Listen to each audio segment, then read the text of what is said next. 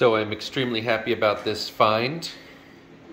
Got an excellent deal on this beautiful BBI Blackhawk. Right now it's dirty, it's broken. The wheels, if you'll notice, are turned out. But I'm gonna make it into something awesome. All right, now you can see that I've completely masked the helicopter for painting, so that when I paint it, nothing that I don't want painted gets painted. Yeah, it took a while, but it looks good. I've also removed the seats and masked the tail as well. Now I just have to go to the hobby store and find just the right shade of black to paint it. All right, after much searching, I ended up back on the camouflage Rust-Oleum black flat paint. It's looking at the Blackhawk, the SOAR Blackhawk 1/60th. It's an interesting color because it's like a light black. It's really hard to describe. It's not gray, and it's not exactly like brown black. It's just an interesting color that's not quite as sharp or dark as this paint that I'm using. But I went to I think 4 different stores and couldn't find anything better, so I'm just going to use that. It's going to be a really crisp black, as you've seen on some of my other projects.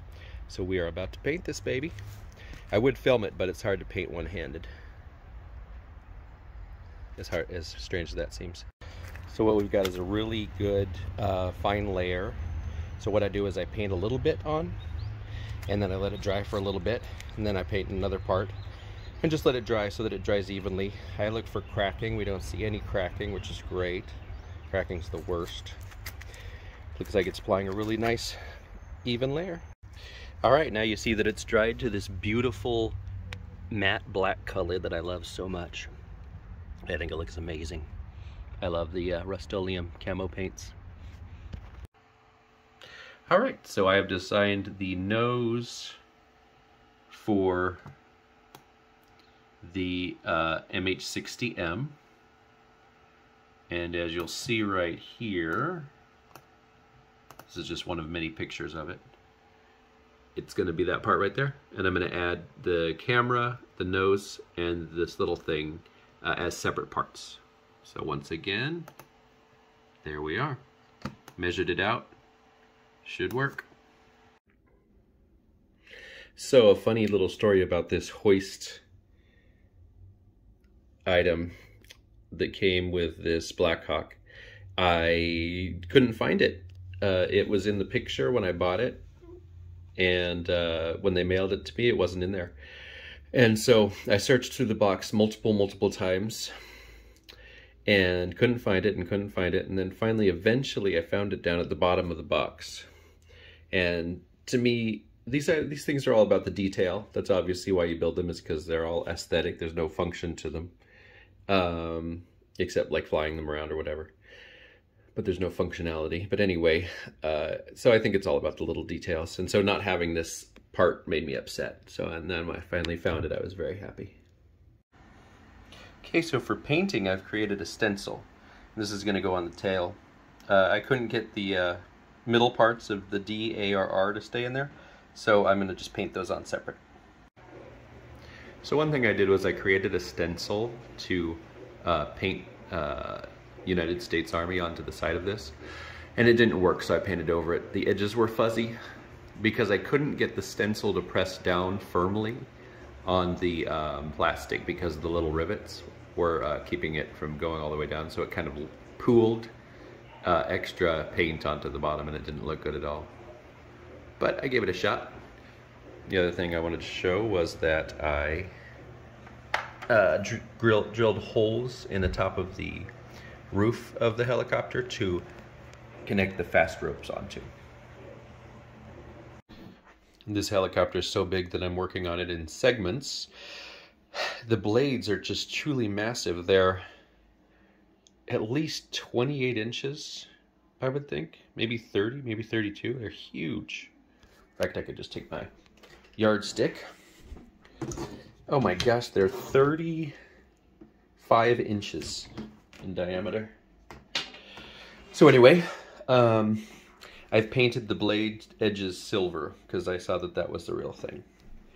whatever, anything I do to my models has to be in real life as well, even though my models aren't 100% accurate to any certain helicopter, but the aspects of them have to all be real. Cool. All right, so I ordered all of these various stickers. Water slide decals, super scale decals for the helicopter, and obviously they have been applied and I think they look good. Got my little demon guy right there, whatever he is. Looking good. All right, and this is the finished product. Very happy with how this turned out. It doesn't look exactly like the SOAR Blackhawks that I was basing it on because I added a few extra details and I didn't have some of the decals that I needed, but nonetheless, I'm happy. It's a fresh version. Anyway, these are an incredible helicopter, the BBI Blackhawks, and pretty much all BBIs, but this one's the largest of the BBIs, and it's just beautiful. Mine didn't come with the fuel tanks, and so I attached these awesome guns on one side, and on the other side, a Hydra missile launcher. I added tons of detail based on the MH-60M helicopter, including this nose, which I tried to copy as closely as possible. They've got a little map in there that they can look at if their computer's not working right. And you got two pilots in there. You've got gunners in the gunner seats.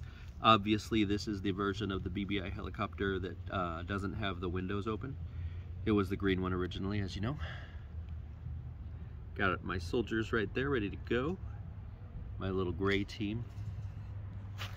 Got these cool super scale decal, water slide decals off the internet. The flare dispenser is red. And I was really happy with how the helicopter came with everything I needed. The blades were a little droopy, but I fixed those using tape and screws, or tape and nails and screws. So I painted a lot of it. I painted the tail rotor and silver. I got that off of somebody's who inspired me, who also kit bashed one of these. And so here's that awesome hoist that I was looking for forever for. Finally found it, thankfully. And I silver painted the edges of the blades like somebody had done. I think this is true to life. Sometimes I've noticed the 148 and 172 models, the people detail those better than the actual helicopter itself is detailed. It's really incredible, some of the artwork that people do. And then it's got the GAU, I'm not sure what they're GAU, but they're G.I. Joe miniguns on the sides. And obviously the windows are closed, so they're just kind of folded up to the side without ammunition. And these little details, all these are based on the MH-60M. There was a detail right here above the side window that I couldn't do right because I just couldn't get it to print right. That's fine. So I don't have everything exact. That's something I'm willing to deal with, to live with anyway. All right, very happy with how this turned out. Oh yeah, the back, I put those little cross antennas that are on the actual helicopter. Created that using 3D printing and a toothpick. Same on the front. All right, well, thank you very much for watching as usual.